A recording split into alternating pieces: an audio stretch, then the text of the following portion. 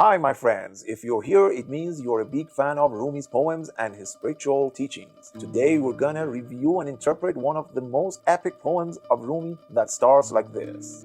I was all tears, then smiles. I was dead, then alive.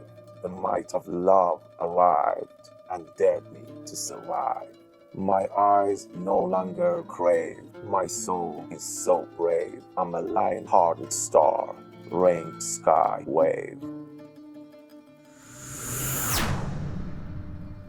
If you guys want to just read the poem by itself, you can refer to this clip up here. As this poem is long enough to be split to two parts, in this clip, I interpret the first 11 verses and the rest will be dealt with in the second episode. Before we start interpreting this poem of Rumi, however, we have to have some preliminary information about how and when this poem was crafted. This poem was crafted right after Rumi meets his mystic mentor, Shams, and he teaches him his 40 rules of universal divine love. As a result of this meeting, Rumi goes through an awakening transformation and he reaches a new level of spiritual awareness. So when he says, I was all tears, then smiles, I was dead, then alive, he's talking about a transformational death, as if you die from one life and you're born to a newer and more refreshing life. Then in the next couplet, he says, the might of love arrived and dared me to survive.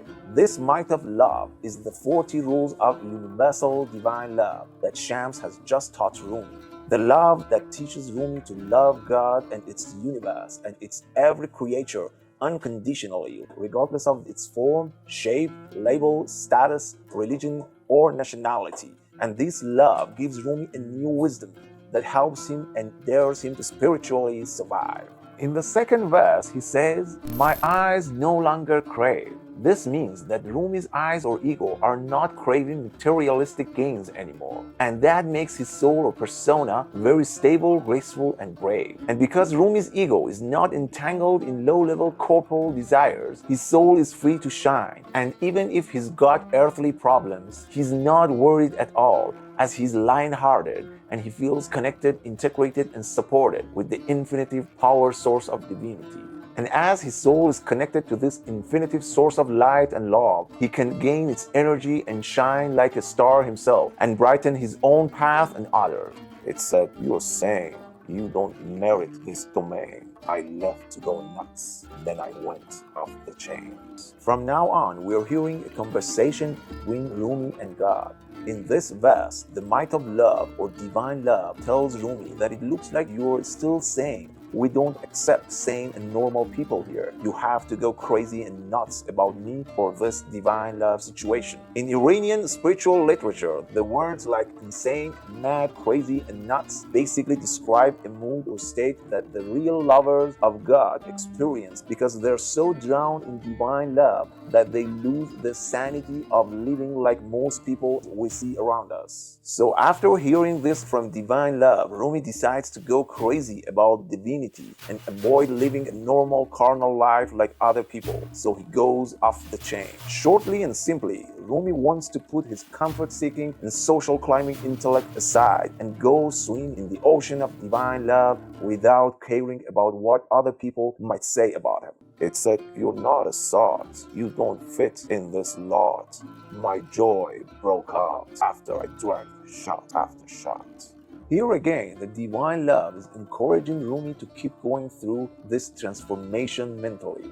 In Iranian spiritual literature, being drunk or a sot is a condition when a Sufi or a mystic perfectly discovers the divine truth and realizes the true meaning behind this temporal life we all have. Thus, Rumi goes and drinks from the wine of truth, and he gets drunk on divine love, and he gets filled with lots of joy and happiness. It said, you aren't slain. The joy hasn't soaked your vein. Thus I fell and died before its life-giving rain. In this verse, divine love asks Rumi for his complete submission. He has to completely give into divinity, as if he's dead in the physical world. And he has to do so with complete satisfaction. He has to completely kill his gluttonous or excessively greedy ego, and Rumi does so. This couplet of poem exactly refers to that famous slogan describing the Sufi's way of life, which is dying before death. The main thing thing that constitutes this death is killing your obsessive and destructive ego. The ego that pulls you toward jealousy, envy, spite, and grudge. It said, "You're just streetwise and drunk on doubts and wiles. I got dumb and stunned, so I forgot all my ties." So in God's eyes, Rumi's mystical transformation is still not complete, because God sees that his cautious and prudent mind is still calculating if this transformation is corporally profitable for him or not.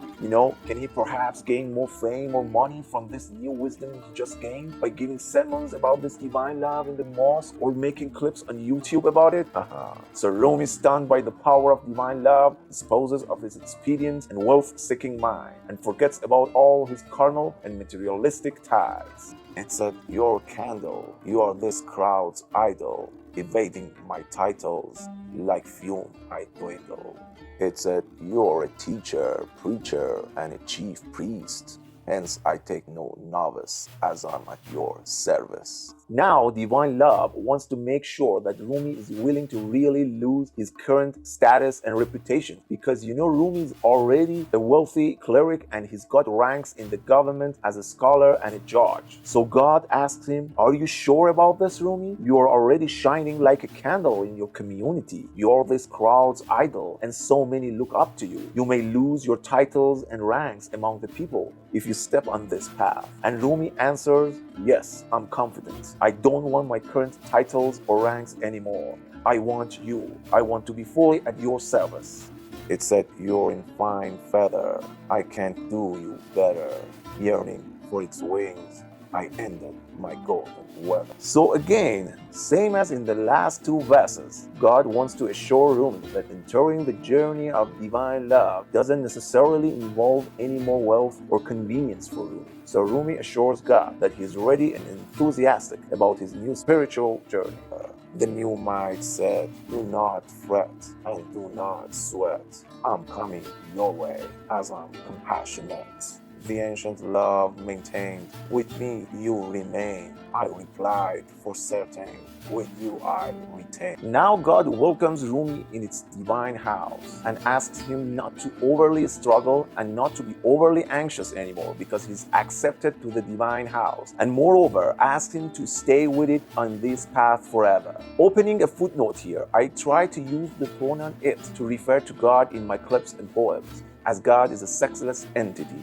The key term here is ancient love. This divine love is ancient, and it's been there from the very earliest of time and creation, and is actually the real and primary purpose of God's creation and life. At this moment, I wrap up the first part of interpreting the Dead Then Alive poem of Rumi. Please hit the bell button now so you are sure that you won't miss the second part when I post it. Thank you for being with me till the end of this clip. I hope I have taken a small but positive step toward a world full of love and peace. If you like the message of English Rumi in this clip, please do all that good stuff. Like, share, and subscribe.